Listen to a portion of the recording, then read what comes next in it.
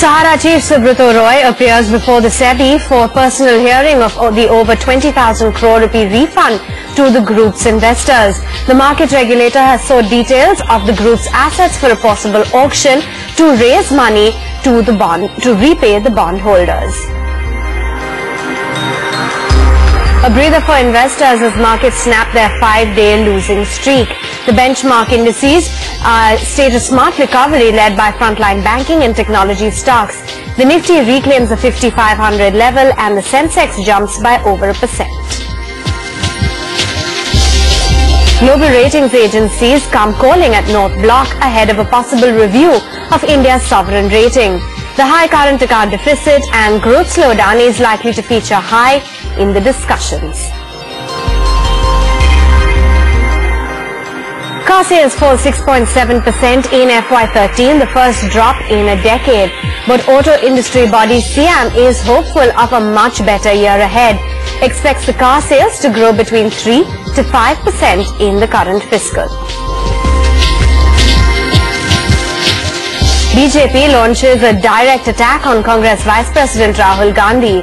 In an exclusive chat with Times Now, the party's President Rajnath Singh says that the Congress will not dare to protect Rahul Gandhi as Prime Ministerial candidate considering his poor track record with the electorate.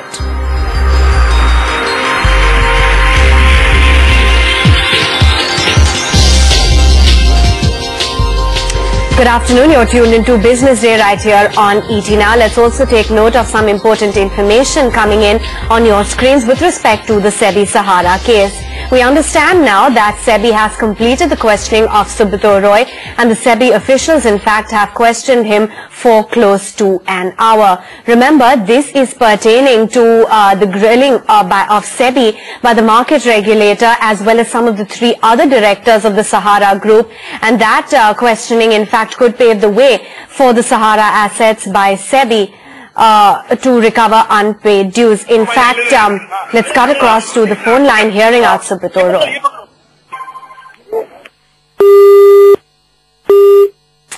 Okay, that line has been disconnected, but we will try and patch the same. Remember, just pointing out and giving you a recap of what exactly has happened. SEBI has now, in fact, completed the questioning of Subrata Roy. We understand that the questioning did go on for close to 1 hour, where the questioning would pave the way for the auction for the Sahara assets by SEBI in order to recover those 20,000 crore rupees. Of course, you did have 3 other directors who also appeared before SEBI today, and Subrata Roy would have to submit quite a few details when it came to the personal assets as well as the properties in the overall questioning. The details, remember, will be very crucial for the sale of the assets in order to recover the dues. We understand it would be a sum of over 20,000 crore rupees.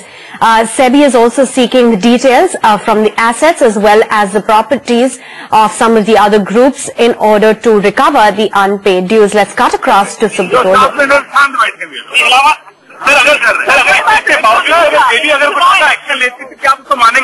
पूरे बावजूद आपके आने के बावजूद अगर CBI अपना action लेती है या भी करना चाहती है तो क्या आप मानेंगे? देखो भाई, एक बात बताएं, इस दुनिया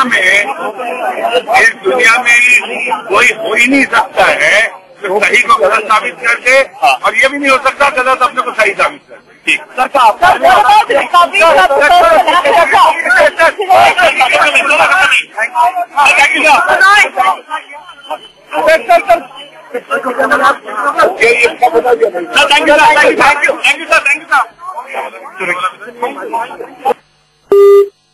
Okay, absolute mayhem. As you can see, we weren't really able to garner a lot from that. But of course, we will understand from our reporter Ashwin Mohan, who is in fact tracking this story very closely, as to what exactly has come out of that questioning, because there has been, it has been going on for close to an hour. Not just Subrata Roy as pointed out, but the 3 directors as well. So we will get in more perspective as and when that comes in. But those are the latest details that you have on your screen, that in fact Subrata Roy has said that he has told SEBI SEBI to verify the investor base. Remember, this has been going on for quite some time now, and you finally had Subrata Roy, which went into questioning by SEBI in order to garner more details as to what exactly was involved with respect to the personal assets as well as the properties. They are seeking, remember, to recover unpaid dues of nearly 20,000 crore rupees. In fact, you had the stock also of Sahara Housing, which was in focus in today's session.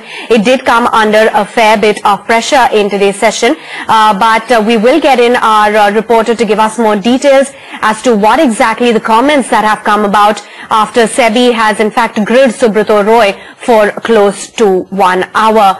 But that is the latest that we have got on those details as of now, but we will get in some more details in just a bit. But in the meantime, let's focus in on the market action that we witnessed. In fact, in today's session, we spoke about how it was an exceedingly volatile day of trade, but what a pullback the equity market staged. We didn't manage to conquer that level of 55.50, in fact, on the upside. So quite a bit of short covering, and for the first time, you did see quite a bit of volume activity also supporting the kind of rebound that you saw in the equity market. So by the day's close, it was 55.58 on the index, and the Sensex notched up again of close to 187 points. The broader markets also, they managed to play catch up. So by the day's close, the mid-cap index was close to the highest point of the day, up by close to 0.5%. And the small-cap index, it ended rather flat. It was a Nifty Junior also, which staged a good recovery by the day's close. You had the index gainers, which came in the form of an HCL Technologies. You had Jaiprakash Associates. The entire ADAG pack also did fairly well for itself. So Reliance Infra stayed smart again, as did an Axis Bank. But I understand that we do have our reporter, Ashwin Mohan, who now joins in on the phone line to give us the latest details. Ashwin, update us as to what exactly happened in that 1 hour grilling and the comments that came about from Subrata Roy. Well, it turned out to be quite an anticlimax of sorts, because one assumed that the entire verification of Subrata Roy and his 3 directors would last for a period of at least 3 to 4 hours, because remember, SEBI... in 2 company के बारे में तो जो बाकी company के लोग हैं, वो लोग सब जवाब दिए हैं, और वो जवाब देके उनको लिख दिया गया है। हम लोगों ने उसका चर्चा जो हम लोगों ने स्टेटमेंट सभी अपने निवेशकों को क्या कहेंगे, इन्वेस्टर्स को क्या कहेंगे जिनका काफी पैसा आपकी कंपनी में लगा हुआ है, वो अभी काफी इस मीटिंग को देख रहे होंगे, उनको क्या कहेंगे आप? भाई, मुझे एक ही चीज कहना है कि जिनका पेमेंट नहीं हुआ उनका पैसा इनके पास है। जो पेमेंट हो चुका है तो हमसे पेमेंट कर चुके हैं, हमको पेमेंट नहीं करना है। अब पेमेंट करने से तो मुझे उनके तरफ से भी, सबके तरफ से, आपके तरफ से भी मैं यही कहूंगा कि सेबी को सबसे पहले प्राथमिकता देनी चाहिए, उनका भी पेमेंट हो। अच्छा, जो 7 महीने शांत बैठे हुए कुछ नहीं कर रहे। इसके बावजूद अगर सेबी अगर कुछ एक्शन लेती है तो क्या आप उसको मानेंगे? किस बात का? पूरे बावजूद, आपके आने के बावजूद अगर सेबी अपना एक्शन लेती है या जो भी करना चाहती है तो क्या आप मानेंगे? देखो भाई, एक बात बताएं, इस दुनिया में कोई हो ही नहीं सकता है जो सही को गलत साबित कर दे, और ये भी नहीं हो सकता गलत अपने को सही साबित कर दे। सर का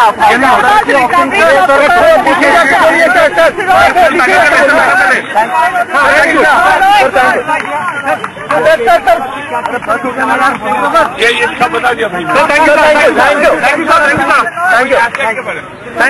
That is the live footage that you are getting on your screen. Some comments coming out from Subrata Roy. And remember, Ashwin Mohan, our reporter, has been tracking these developments. Ashwin, continue with your chain of thought. That meeting went on for close to an hour. What exactly is Subrata Roy saying?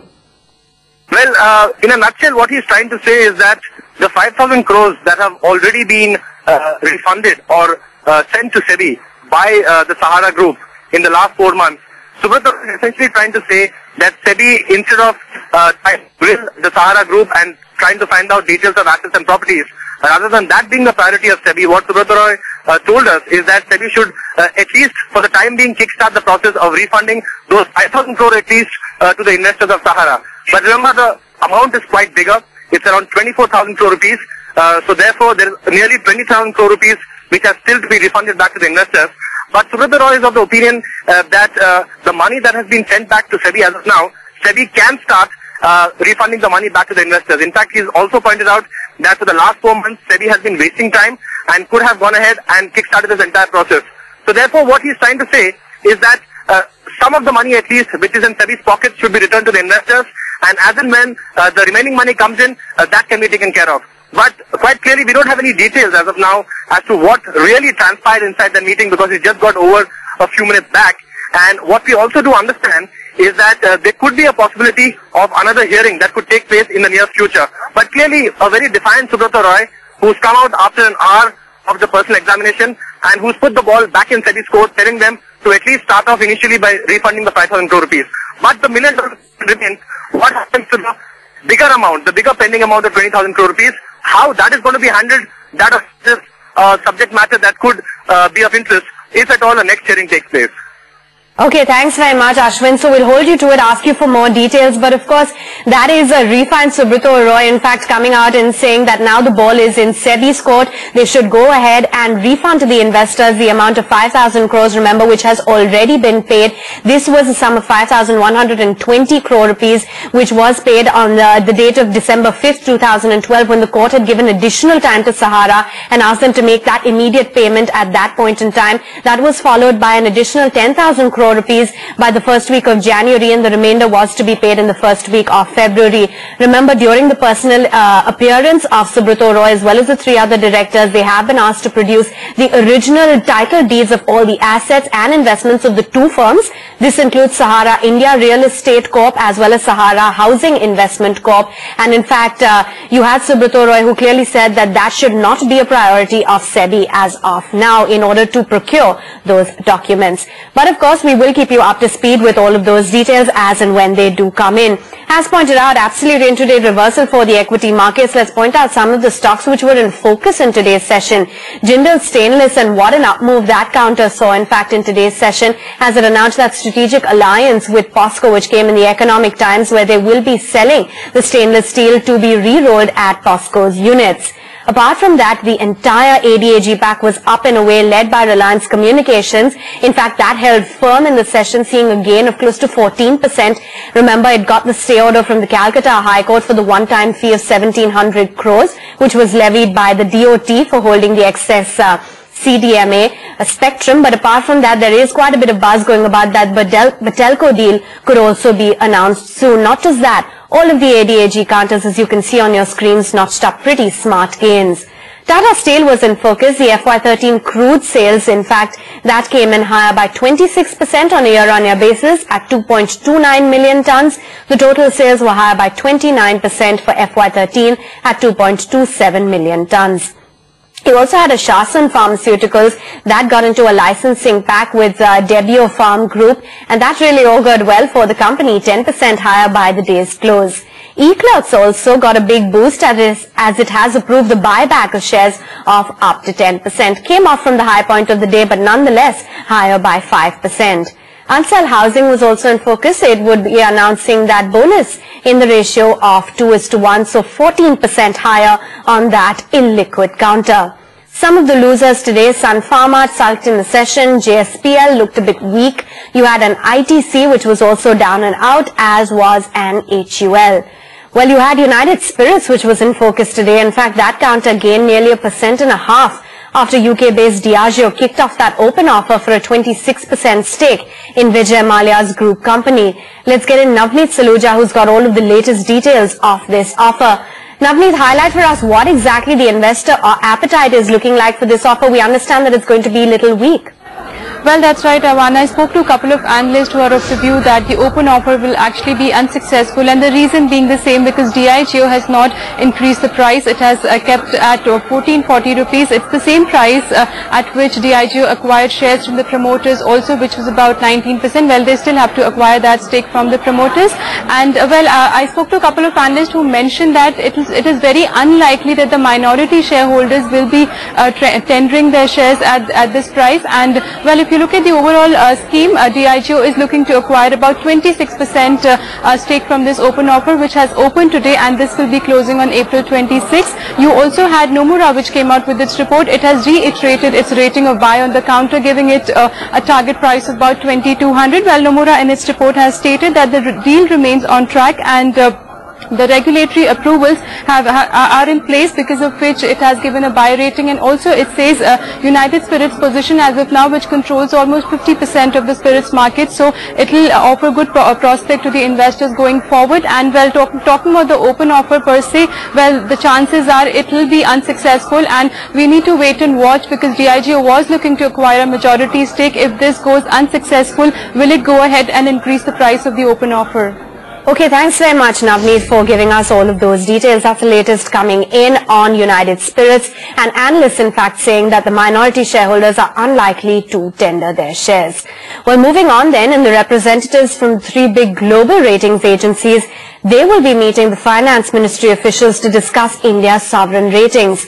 While India's twin deficits, they remain a big concern, the Finance Ministry is expected to reiterate its stand to bring the deficits down. Mrinalini Krishna now joins in with the details of the agenda of these meets. Mrinalini, highlight for us what are the concerns that have been put forth by the agencies, and what's the government's likely defense? Well, what the Finance Ministry is going to do is to present a case that if at all there's no upgrade by the ratings agencies, at least there's no downgrade at least. What we are picking up from sources is that Fitch is going to come to North Lock on the 12th of April, S&P on the 25th, and Moody's on the 7th of May. As far as ratings agencies and their concerns go, what we are being given to understand from sources is their concerns consist of a high ballooning current account deficit, a high fiscal deficit, persistent inflation, slowdown in growth, whether the government will be able to push forth its reform agenda, and lastly, political uncertainty that perhaps could impact investor confidence. As far as Finance Ministry's defense goes, we have been given to understand that Finance Ministry believes it's the poor demand for exports and high crude prices that have played party pooper for current account deficit. They hope they believe that Q4 FY13 CAD will moderate significantly. In fact, they believe that they'll end the year FY13 with close to 5% in current account deficit. As far as fiscal deficit is concerned, the government is very keen to stick to its fiscal consolidation roadmap. Remember, they'd estimated 5.2% of GDP for fiscal deficit. It is going to come to close to 5% for FY13. As far as high inflation goes, the Finance Ministry is likely to say that core inflation has moderated, but it's food inflation that is the problem, and they are working to bring that down. As far as the slowdown in growth is concerned, we've heard the Finance Minister say that there will be a slow recovery. In FY14, he expects the growth between 6.1 to 6.7%. That's the argument that they will be giving. Reforms, the government says it's committed to reforms. It will be bringing in certain crucial bills before the Parliament in the second half of the budget session itself. And lastly, as far as investor confidence is concerned, we have the Finance Minister touring important investment hubs, speaking to foreign investors directly, trying to woo them to come into India. So the government is making a strong defense, and they are hoping if there's no case for a downgrade, for an upgrade, there's definitely no case for a downgrade of India's sovereign ratings.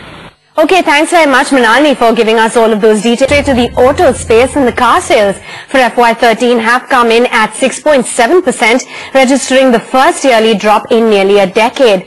But SIAM is hopeful that the sector will log in higher growth numbers in the new financial year.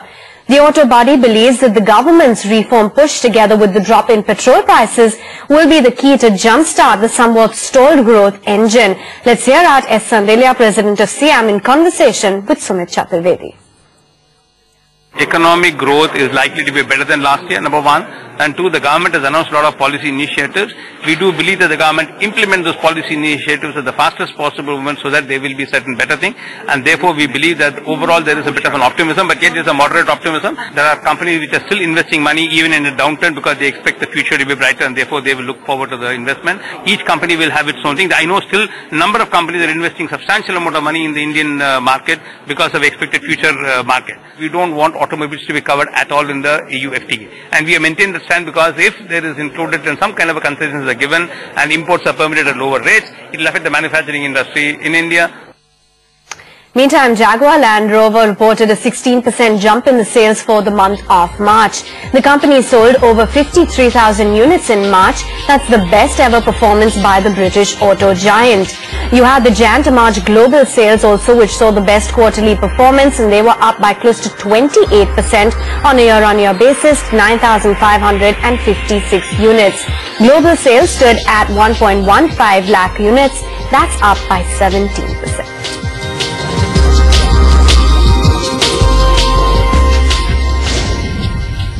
Moving on then, and just before the first ever coal block auction kicks off in India, setting up a regulator for the coal sector seems to be a key priority.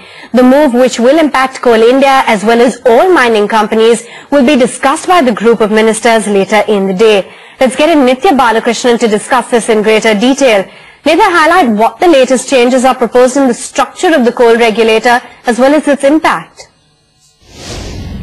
Well, in the last draft of the coal regulator bill that was taken up by the GOM a few months ago, we did indeed see that the regulatory powers when it came to pricing of the proposed regulator had been watered down significantly. Ultimately, it was decided that the pricing powers should actually lie with the coal mining and producing companies, while the coal regulator was merely to examine the mechanism for pricing and ensure a rational policy of pricing was followed to avoid any kind of monopoly by players like Coal India.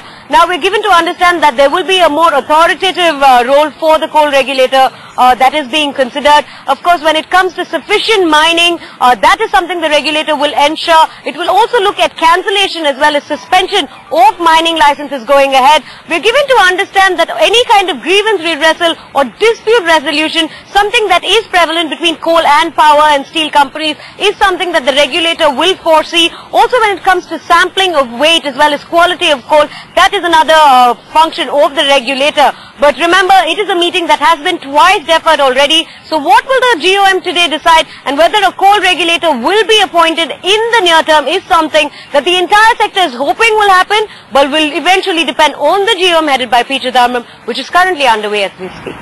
Okay, thanks very much, Nithya. We'll get you in to give us more details after that meet is over. Meantime, the payment feud between Coal India and NTPC hots up as the power major has reiterated that no payment of 2,000 crores due to Coal India unless the quality of coal is improved. Remember, NTPC has been alleging for quite some time now that Coal India has adopted the global GCV-based pricing mechanism, but it does not live up to its international practices of crushing coal below 50 million mm and removing the ash content as well as the impurities. Meanwhile, Coal India threatens to disrupt the coal supply over the payment problems. The two chairmen and managing directors will be meeting with the coal secretary later this evening in order to address these issues. Straight to the political arena, and in his most explosive interview after taking over as the BJP chief, Rajnath Singh speaks exclusively to Times Now's Arnab Goswami, saying that the Congress does not have the courage to project Rahul Gandhi for the 2014 elections given his poor track record. He also said that the Gujarat Chief Minister Narendra Modi has a wider mass appeal. Here's an excerpt from that exclusive interview. You cannot win an election only on the basis of a negative campaign. Agreed. And I get a feeling that so far, whatever BJP leaders say is more speaking ill of what the UPA has done. Congress के negatives की जो हम चर्चा कर रहे हैं वह इसलिए करने की आवश्यकता पड़ती है।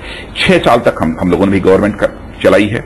महंगाई को यानी इसेंशियल कमोडिटीज की प्राइसेस को पूरे 6 साल तक पूरी तरह से कंट्रोल्ड रखने में हमको सक्सेस हासिल हुई थी।